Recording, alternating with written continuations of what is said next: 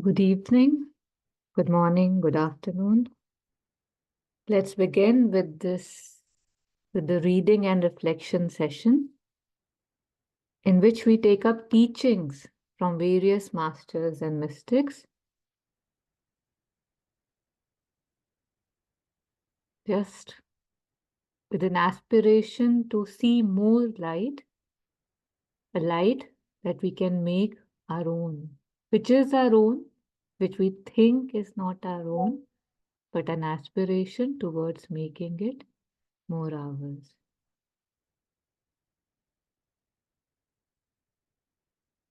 So I will start with a prayer from Mother. We have heard this before, and yet it's so beautiful to say or hear these things again, hear the prayers again. Mother says, O Lord, Thou art my refuge and my blessing, my strength, my health, my hope, and my courage. Thou art supreme peace, unalloyed joy, perfect serenity. My whole being prostrates before Thee in a gratitude beyond measure and a ceaseless worship. And that worship goes up from my heart and my mind towards Thee like the pure smoke of incense of the perfumes of India. We'll stop here. It's half of the prayer. With this aspiration and invoking the Divine's grace and presence, we'll begin. Thank you so much. So, in case there's any sharing, I hope there is. So, if anybody wants to unmute and we can start the session.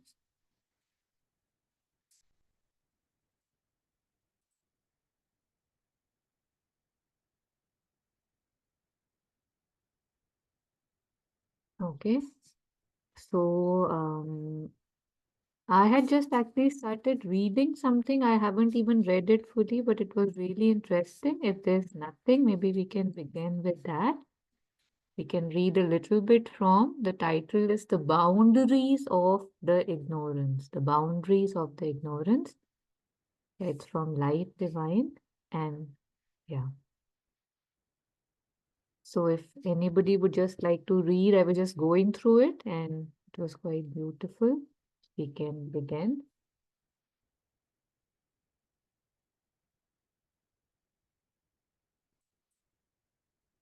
Okay.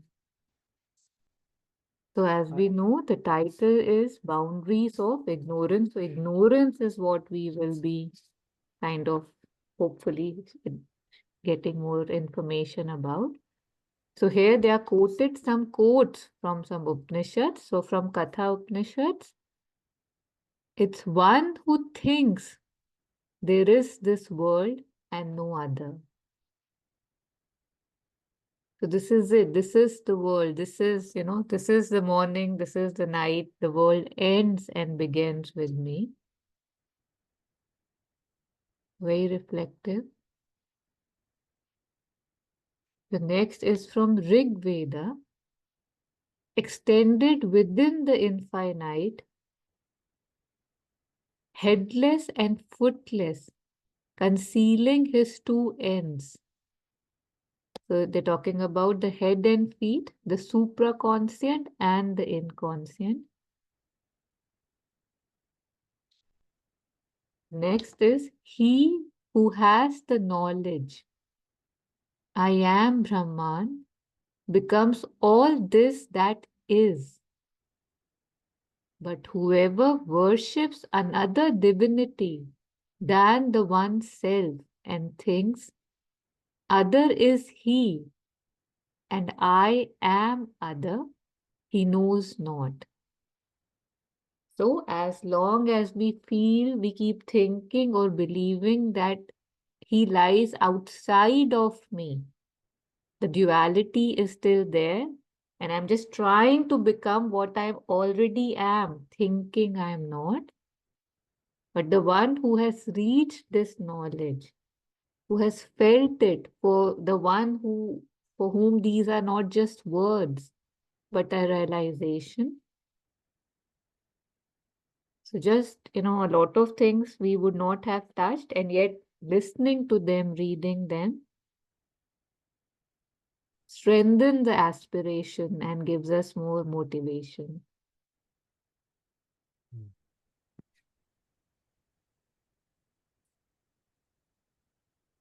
It's interesting. My connection is unstable.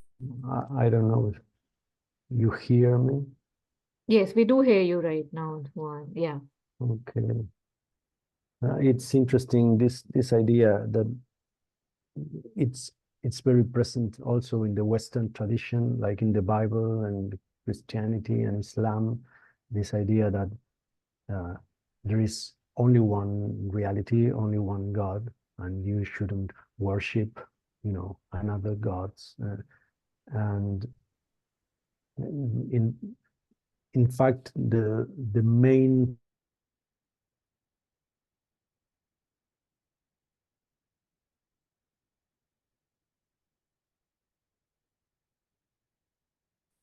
at the same time, this has been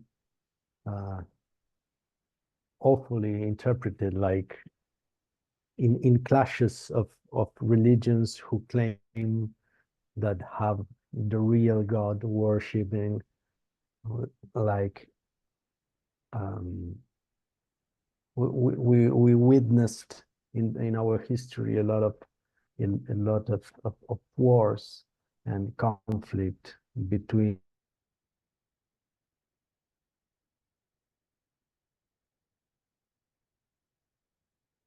the real God Yeah, Juan, it keeps on hanging. I mean, we can hear you very clearly and then it just mutes, and then we can hear you very clearly and it mutes. sorry. Sorry. Yes, it's my connection. Sorry. Mm. No, just that there has been a lot of of wars and conflict around this idea that we worship the true God or another, and we totally miss the point that we are speaking about the same. There is only one reality, only one self. We are all worshiping the same God in different forms, in different names. Mm. Yeah, thank you for saying that. It's really funny. Like sometimes when I'm fighting with my son, so we end up realizing, like I have to make him realize that we are both saying the same thing. But it appears that we are saying different things and we seem to be fighting. And it's very funny, right? If we think about it, the way you had put it, that we are worshipping the same God, thinking we are worshipping different God, but we are worshipping maybe different aspects or different names or different facets of the same energy, because there is nothing but the one. And yet, and we call ourselves intelligent people, which we know by now is a joke. We know this is what we do, but it's amazing how we do it. And it's like, especially in Christianity, how they have picked up that, and this is the reason for all those conversions, and thinking that we are helping the soul reach heaven instead of hell. And yet, everywhere, if somebody has given any kind of teachings, he has told his disciple that, hey, for you, I am the only one. Because we are so distorted, we are so distracted. In Gita also it is, Lord Krishna has said, कि Arjun, तुम्हारे लिए तो मैं ही हूँ, as in I am the only one for you. So listen to me. So right now, if my child would not be listening, I would kind of hold him and say that, listen to me, I know better than you. For example, not that I do, but I believe I do. So that is more to get your attention. That's not a blanket statement, which is the absolute truth that this God is the only God and rest everywhere. It's very, I don't know, even entertaining that we can believe that thought. And even like, again, I don't want to sound, I don't know, whatever I'm sounding, but things like, you shouldn't read any other literature. You shouldn't question any teaching. Even works of fiction, which has anything on the contrary to what you believe, they are forbidden to read that. So, the one who is scared, that why would you be scared of people experimenting or reading or broadening their, horizons? And the fact that you have to be scared shows that how much strength there is in what you are believing. So if we were to look at these things, we would get clarity in itself that how it cannot be limited, it cannot be named, it cannot be, I mean, and it must be questioned, and there's no end to its limits. There are no limits. Yeah, beautiful point you picked up from that. Thank you.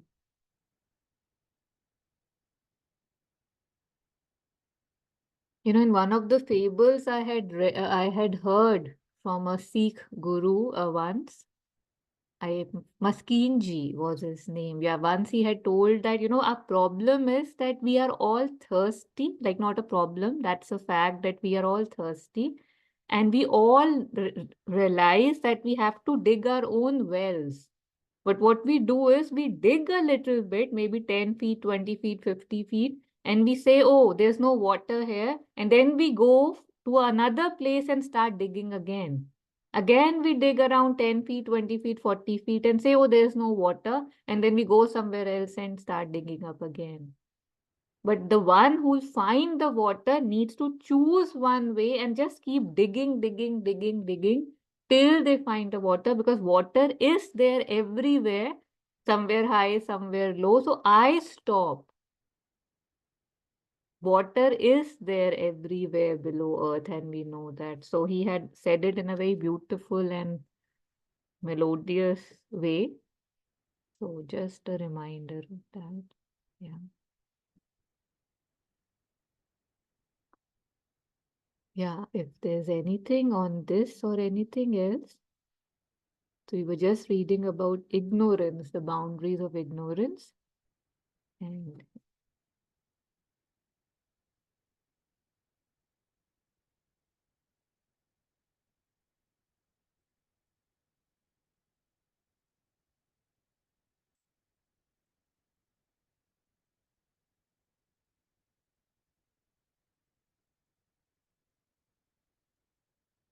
okay,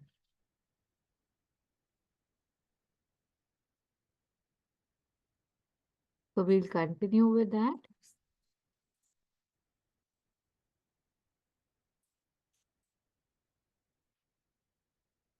We'll just take maybe one or two paragraphs from this passage, and then we'll shift to something else.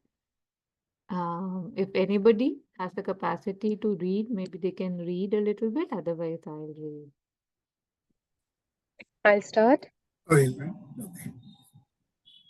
It is now possible to review in its larger lines this ignorance or this separative knowledge, laboring towards identical knowledge, which constitutes our human mentality and, in an obscurer form, all consciousness that has evolved below our level. We see that in us it consists of a succession of waves of being and force pressing from outside and rising from within, which become stuff of consciousness and formulate in a mental cognition and mentalized sensation of self and things in time and space. Time presents Could you itself just to stop us. there? There was something else I was reading. I don't know what this is. I have not read this. Maybe I've opened a different link. But yeah, that was more focused on what different parts of us which fall into ignorance. The heading was the same. Just 1 second.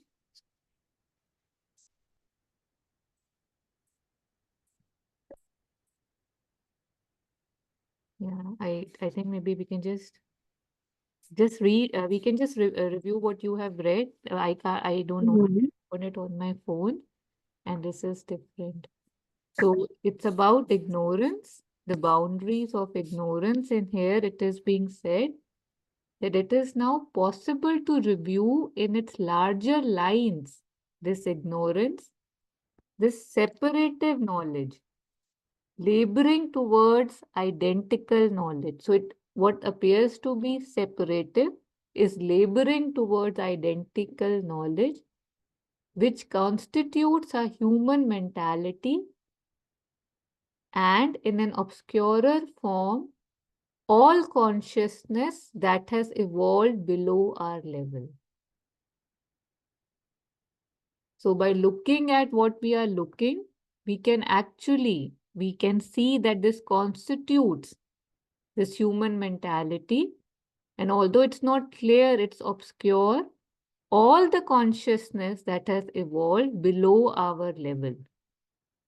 We see that in us, it consists of a succession of waves of being and force, pressing from outside and rising from within. When we talk about the forces, I think of nature. Of course, there are things playing from inside. There are so many aspects playing from outside, which become stuff of consciousness and formulate in a mental cognition and mentalized sensation of self and things in time and space. That they become something, they shape things, they become the stuff of our consciousness.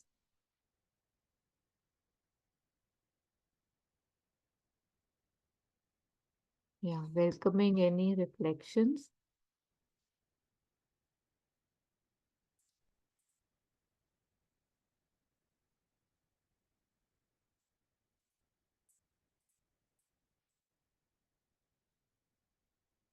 Okay.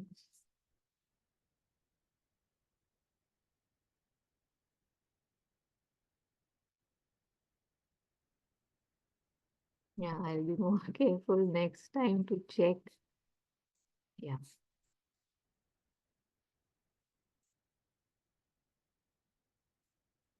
So I think Vishal had also shared with me a link. I'll just open that one and we'll go through that.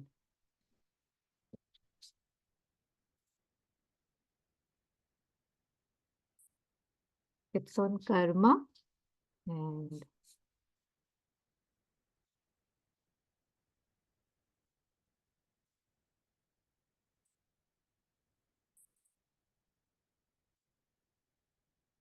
yeah. So Vishal, do you have the capacity to take this up? What aspect you wanted to read or the full thing?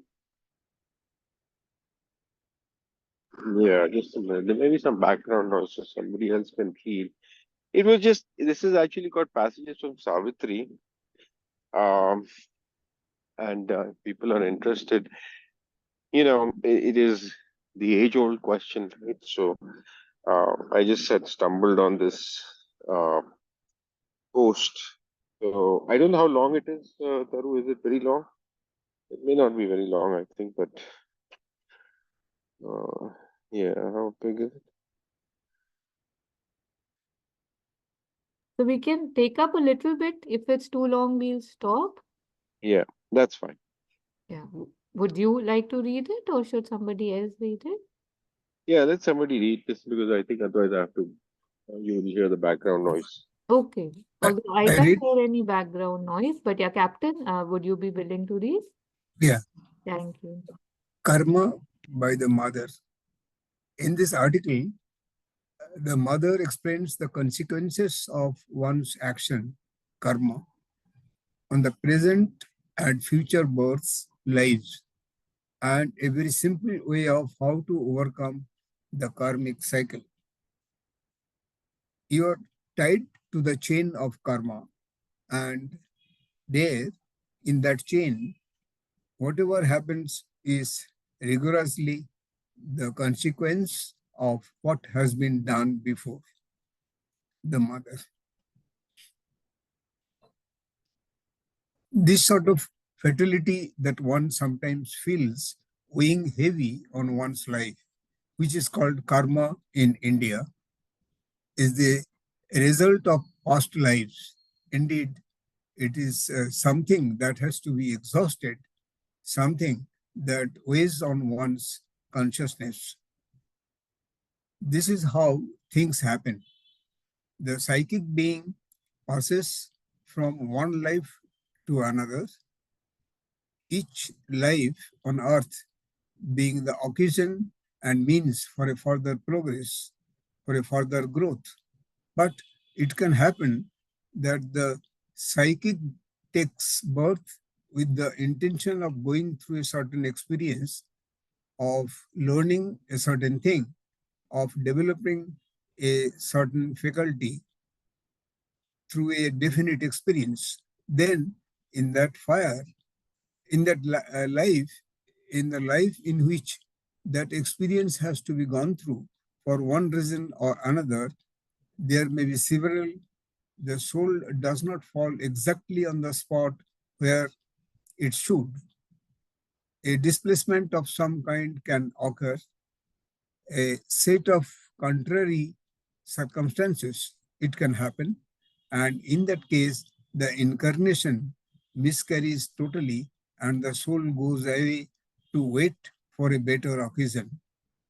But in other cases, the soul simply does not find it possible to do exactly what it wants and finds itself dragged into untoward circumstances, untoward not merely from the objective point of view, but untoward for its own growth.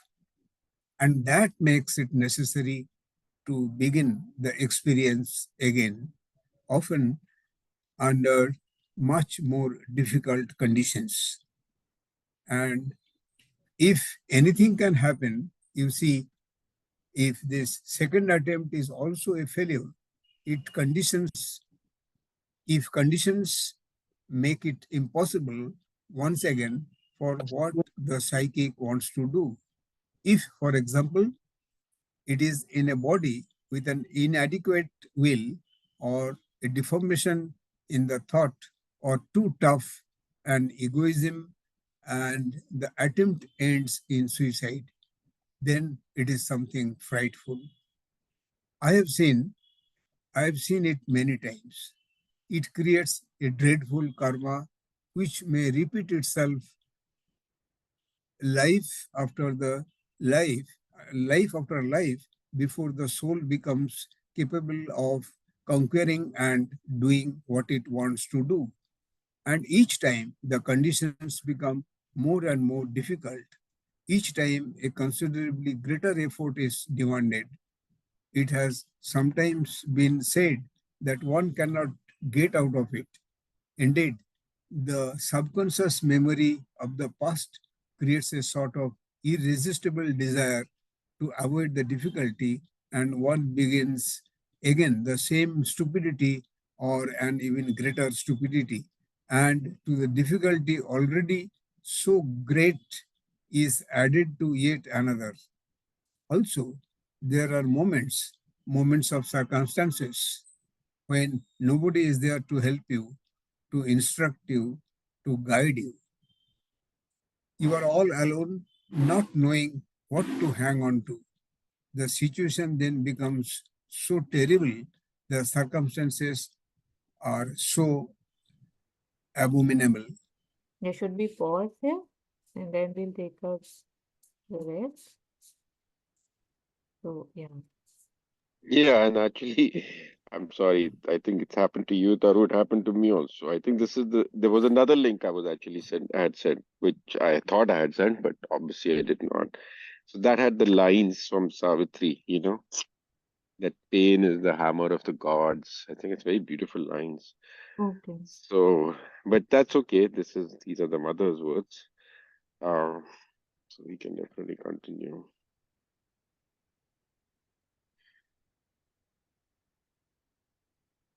Yeah. So basically, if we just talk about karma, if we read it like this, it just sounds so heavy and so daunting, and it feels that there is no way out of it, right? Like as if there is this chain around us, and no matter what we do, it will take us where I don't know, we are destined to go. And yet, if we read more, if we, of more extendable, then we see how, again, the mother says there's even an incident, right? That somebody had come on a ship and they were supposed to depart, and they spoke about, say, the destiny or astrology to the mother, that, but my chart says this will happen to me. And the mother says that, on the ship on your way back, throw your astrology chart in the sea, because now that you're under the divine, now that you're on the path, now that the grace is on you, nothing matters. Like it's all gone. So till I am run, I'm running in that wheel, around that wheel, everything would be directed. But if I have decided, or if there is, I mean, of course, when there is grace, and if I am willing to break free and aspire for more, all the things that would be tying me down would now have, much lesser control over me, or life can be completely different. So all those aspects are also there. And this thing, again, this is the psychic being choosing to gather specific experiences in each birth. It's mentioned in a lot of books related to birth and death, and a lot of soul experiences that we choose. We choose most of, I mean, although it says all the experiences that we are going through. So it's nobody else that has given these experiences, or thrown these experiences, these hardships, these challenges on us. Our own soul before birth had selected the things through, so those certain experiences of learning certain things, developing certain faculties through definite experiences. But because we don't remember, we, rather than trying to overcome those circumstances, to transform, to grow, a lot of times we just end up complaining or falling down.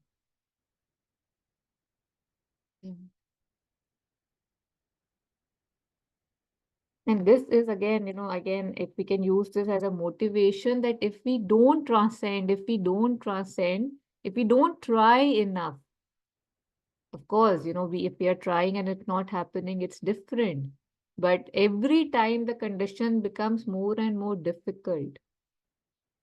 I'm also reminded of that poem of Sri Aurobindo, right? That the boat, which boat was it? The dream boat, in which he says that, I have come and it's knocking, but there's no answer, and it goes away. So it will come again, but it goes, it comes, it goes. Yeah. The other day, I think you had read, or somebody had read, right? The Hour of God. We read some small excerpts, very profound. Yeah, I don't think it was me. Okay. If it Yeah. was profound. Somebody was, no, we had talked about it, I thought, but anyways, that's there is that line there, right? Like these times, I don't remember exactly, but like for those who are ready and they still choose not to, right? I mean, that is irreparable loss, right?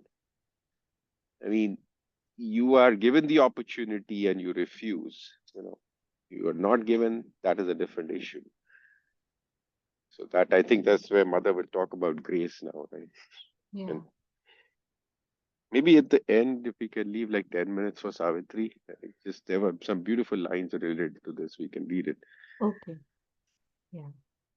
So since we have read the abominable parts, maybe we can read what Mother says now, that how to the other aspect. So Captain or anyone who wants to read, maybe can please continue starting from, but if only once. I'll read that. Yes. But if only once the soul has made an apple, if once it has made contact with the grace, then in the following life, one immediately finds oneself in conditions where everything can be swept away at one stroke. At that moment, you need to have a great courage, a great endurance. Though at times a true love is sufficient. And if there is a faith, there is faith, a little, a very, very little is enough, then everything is swept away. But in most cases, what you need is a great stoic courage, a capacity to endure and to hold out. The resistance, especially in the case of a previous suicide, resistance to the temptation to again begin this foolishness, because it makes a terrible formation. There is also this habit of not looking the difficulty straight in the face, which is translated by taking flight. When suffering comes, fly, fly, instead of absorbing the difficulty, instead of holding tight, that is to say, not staring within, not yielding. Yes, above all, not yielding when you feel within, I cannot bear it any longer. Hold your head as quiet as possible. Do not follow the movement. Do not obey the vibration. That is what is needed. Just that. Faith in the grace, perception of the grace, or else intensity of call, or better still, the response. The response, the not opening, breaking, the response to this wonderful love of the grace. It is difficult without a strong will, and above all, the capacity to resist the temptation, which has been the fatal temptation through all the lives because of its accumulated power. Each defeat gives fresh force to it. A small victory can dissolve it. The most terrible thing is when you do not have the strength, the courage, something indomitable. How often they come and tell me, I want to die, I want to run away, I want to die. They get the answer, well, then die to yourself. You are not asked to let your ego survive.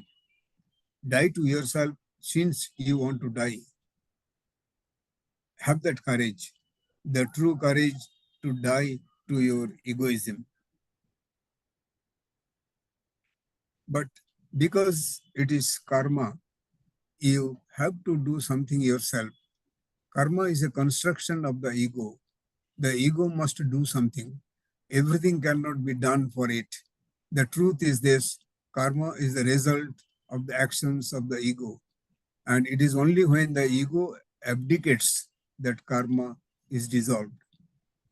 You can aid the ego, you can assist it, you can give it a force and infuse it with courage, but it must use them. Yes, Captain, I think we can stop here and I'll share the link. It's like, I think it's the same thing. So, yeah, thank you. Any reflections? There, Welcome. Yes, Captain. Captain, are you saying something? yeah, I was, while reading, I was remembering Ramakrishna Paramahamsa. In one place he said that there is a darkness of thousands of years, but you just lit the lamp, in that fraction of a second, the darkness goes away, as if it was never there. So here it is saying that, there will suddenly it changes. It was thinking that I must get out of it, I should not do this, do that, and all this is going on. But the moment that sudden something happens and you see that everything is lit up, it happens actually in a practical life. But I've seen that we are trying to come out of that situation, and nothing is coming to mind, how to do this, But suddenly something comes up. some thought process. And so it was so simple, but I didn't know this actually. And it was here. The solution was here. It has not stuck immediately, but maybe after some search or something and all this. It so happens in our practical life.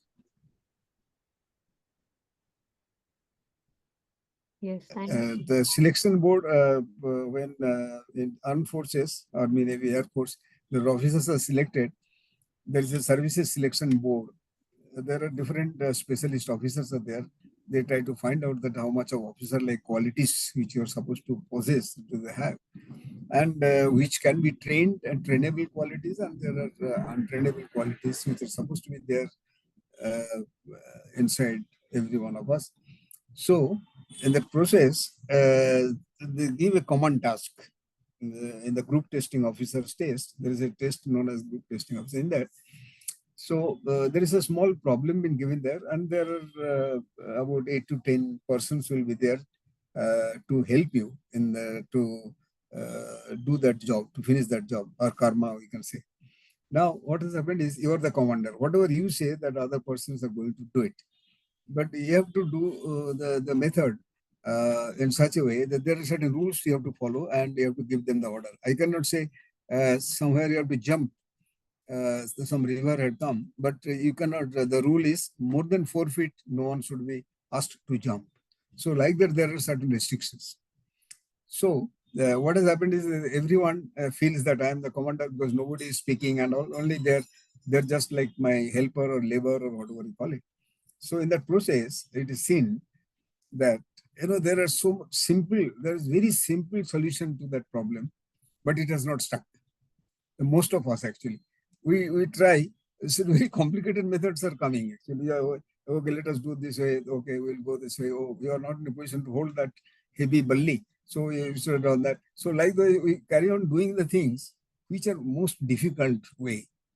But actually, there is very simplest way. Actually, very simple way, and without any risk or without much heavy work, like you can do it. That comes in the mind.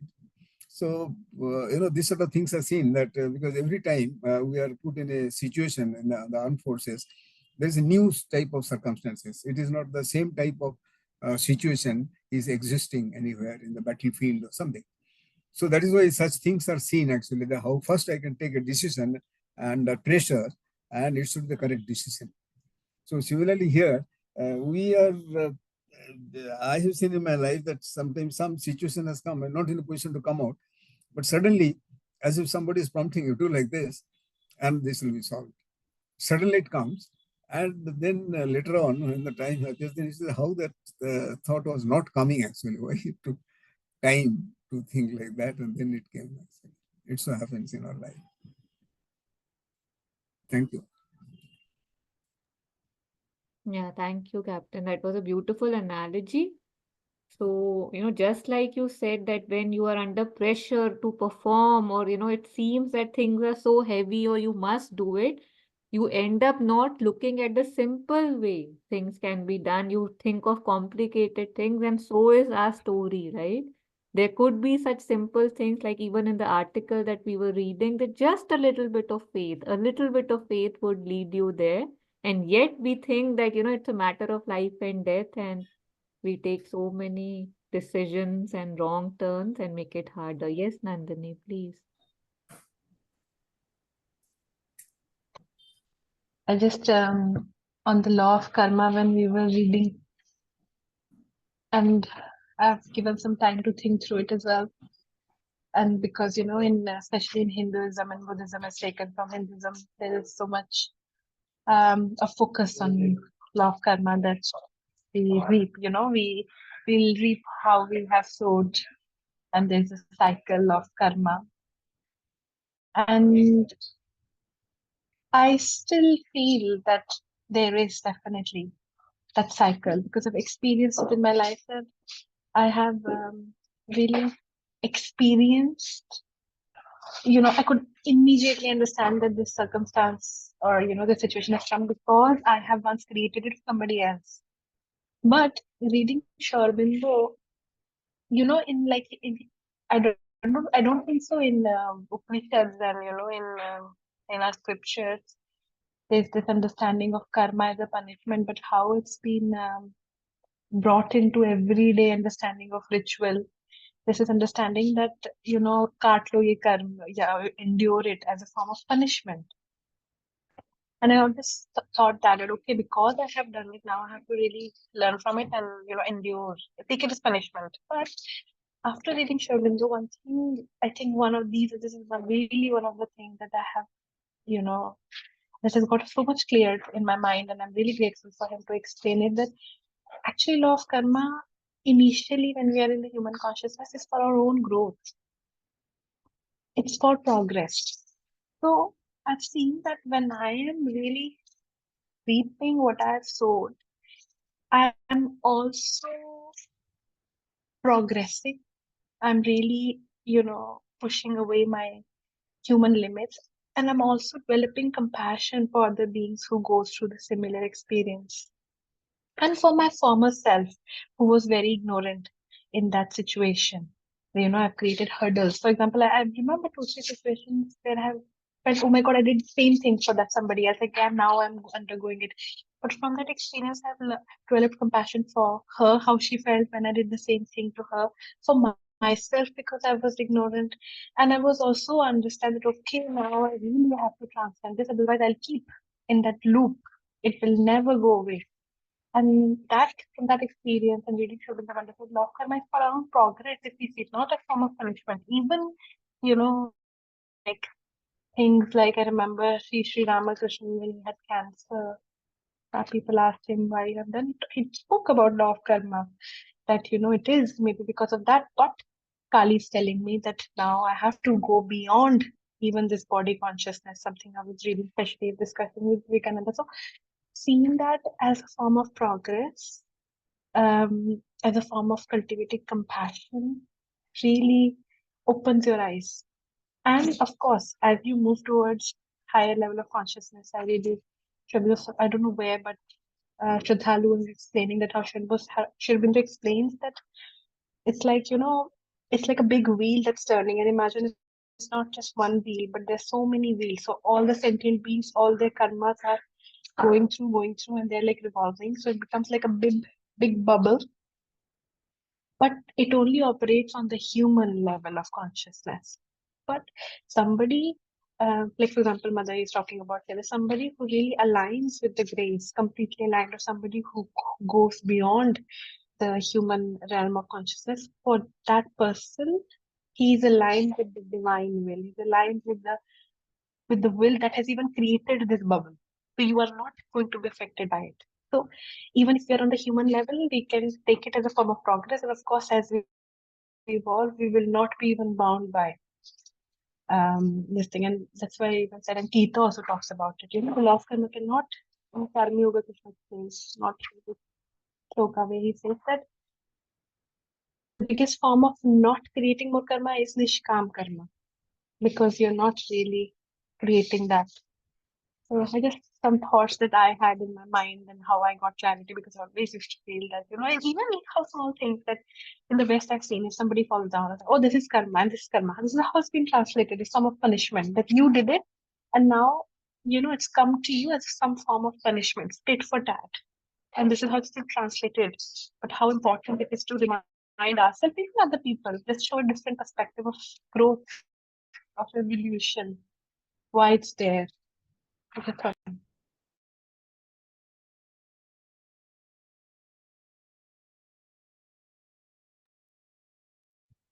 Yes, thank you. There were some disturbances, but I think we did get the gist of it.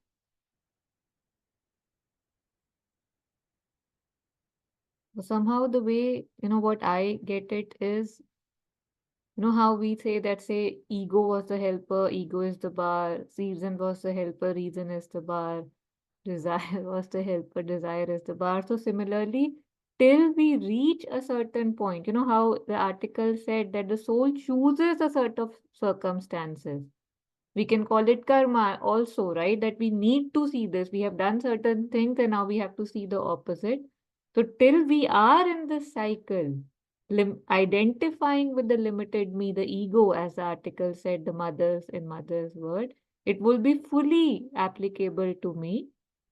So once I realize I'm not that limited being and the ego can be, I don't know, I can step back from it, or I can realize it's just one of those things that limit me and I am more.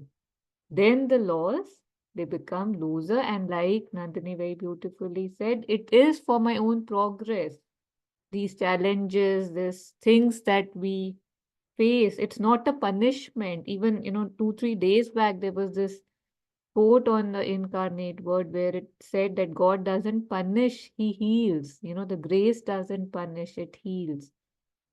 So it depends on how I am seeing the circumstances, how I turn them around, how I receive them, what I choose to do with them.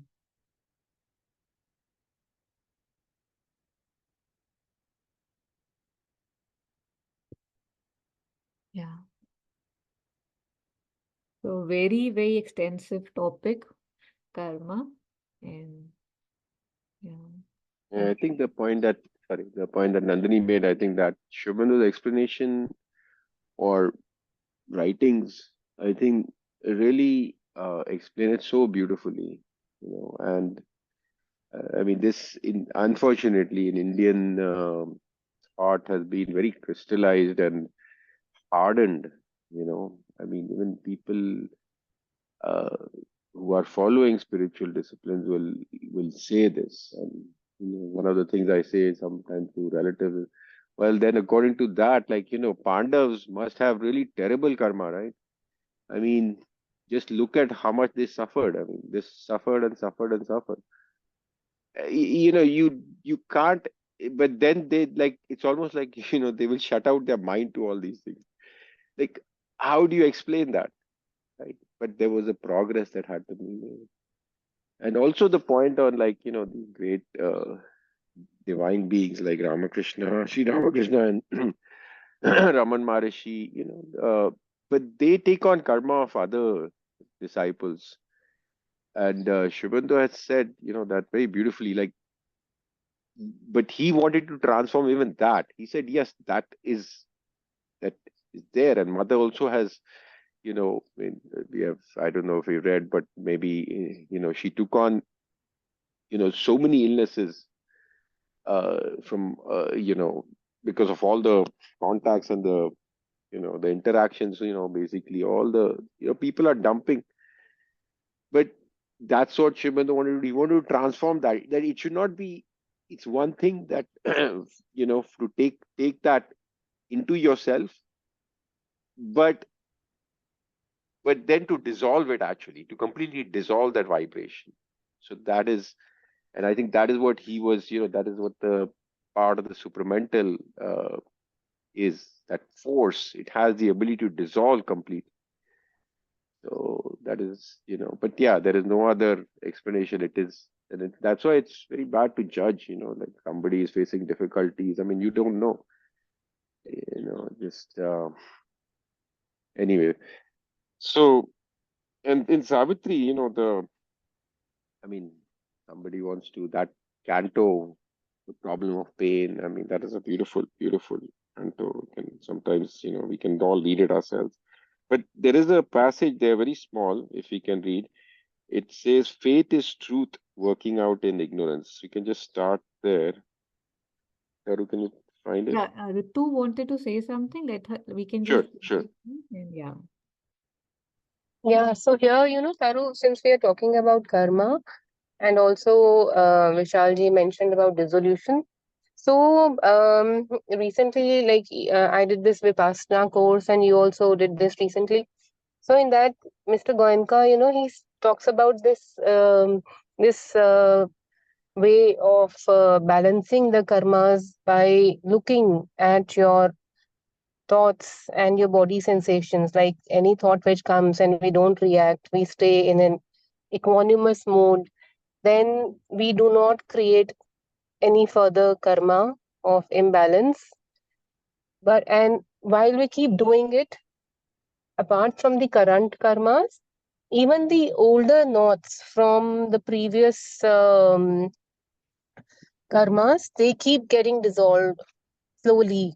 But this is a very tedious process and it might take a couple of lifetimes. But that procedure or that way of handling karmas and dissolving them is also very interesting. Yes, yeah, thank you for the reminder. So there's like I guess the takeaway for me from this is basically that there's no hard and fast rule, right? Like usually when we talk about karma, right? Like say, I remember when I first time read about the life of Mahavir, Lord Mahavir in Jainism, there was this thing that he had to go through, he had to burn his karma, and that's why, there were so many hardships and he was treated so badly when he was on the streets and all. And he just said that I'm just paying for my karma, and it feels that, oh, that's so sad, right? That how till what point these things come and they hunt us down. But when I looked at the attitude with which he was receiving them, it was different from the attitude that I was reading it. That for me, that seemed like a really big punishment that people are throwing stones at him, for example, but he was smiling through it. So, although he was facing what he had to face, he wasn't suffering. So, I think this is also one of those things. It all depends on how I am receiving it and how things can change. And while we were reading, even there's this line from the mother that something like this: for those who have infinite trust in the divine, the complete trust in the divine, in his wisdom and in his mercy, for those there is no longer a problem. Like there's no problem for them if you have that trust in his grace, divine's wisdom and mercy. There are no more problems. So we see that happening. We have seen them in lives outside, and we have seen it within ourselves that in circumstances and situations when we were able to look beyond what was being thrown at us, like captain said that something heavy, so heavy was given to us that we couldn't think. There was so much pressure, but if we are able to step back, that's what so many masters and mystics they talk about, even Thai Thich Nhat Hanh, it's so much that don't react, first pause. That is what it is, right? Choose your action, choose your thought, choose your reaction. So that is when we step back, we step away, and we don't increase what Ritu was saying, the karma again. We don't create more karma. Rather, we can burn the old ones. Yeah. So there's just around 4-5 minutes left. We can read the lines that Vishal has been talking about. So if you could please tell me what to look up, Vishal. So search for fate is truth working out in ignorance. It's Okay. in Savitri though, yeah. It's Yeah. in A I think fate, it's in that fate is truth. fate or faith, sorry. Fate. Fate is Fate is truth working out. work. Oh, Just try that only, yeah. that should work. There you go. When you search for it, there's only like about 10, 15, 12 lines.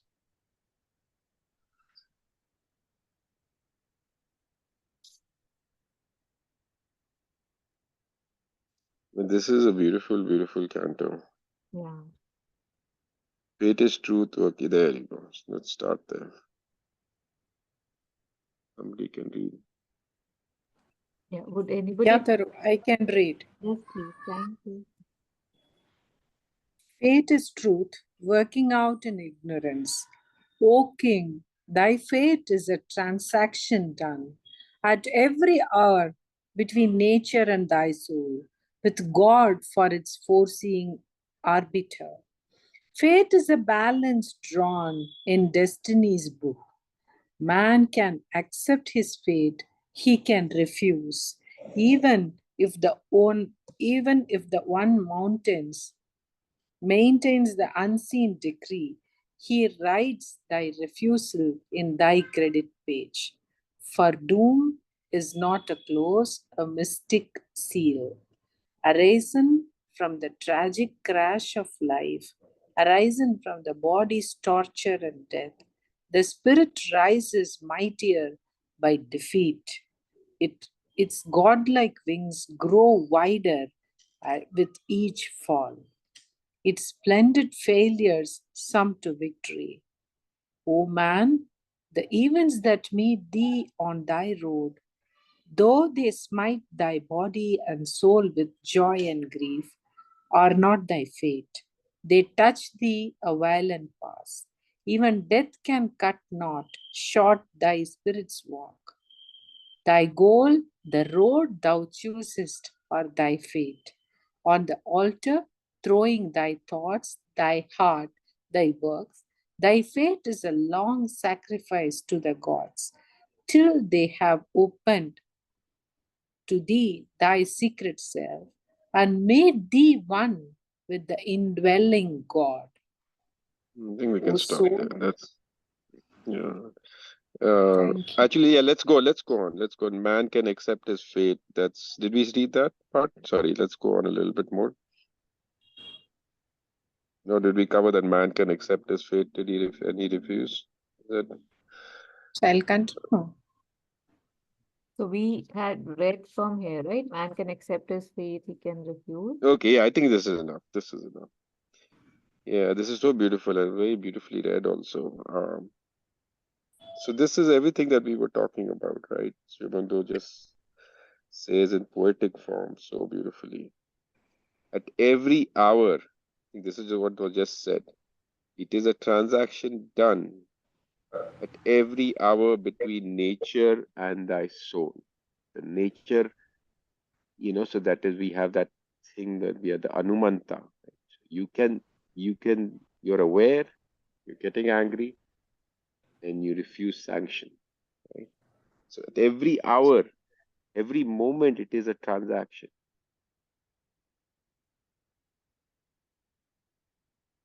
And then he writes, right, even if you fail, but even the fact that you tried, he puts, in their credit page.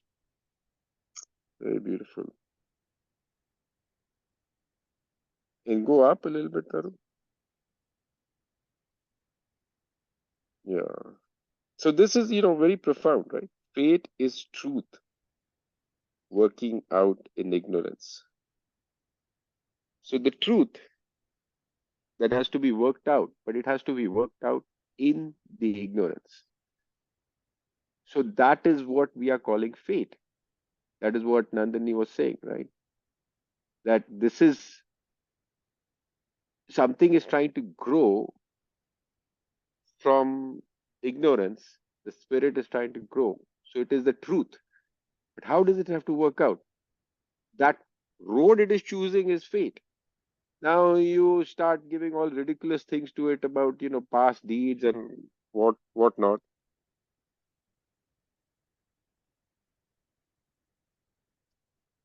This whole canto is very beautiful. Thank you. So we can accept, man can accept his fate, he can refuse, for doom is not a close, a mystic seal. Like it's not set in stone. Everything is changing and yeah, great. So if there's more, we'll take it up next week. We are out of time and thank you for the beautiful ending with the lines of Savitri. So ending the session here. Thank you for joining in and thanking Grace, thanking the Divine for these teachings, these poems, these reflections. We don't know where we are stuck, what part of ours is stuck where or suffering because of what. And maybe some of me can dissolve, can let go, can lighten without even realizing what, leads to what. So aspiring for more faith, more flexibility, more wisdom, more grace for myself and for everyone else, in sharing the merit of all my actions, my thoughts, my good deeds with everyone. Thank you. Thank you.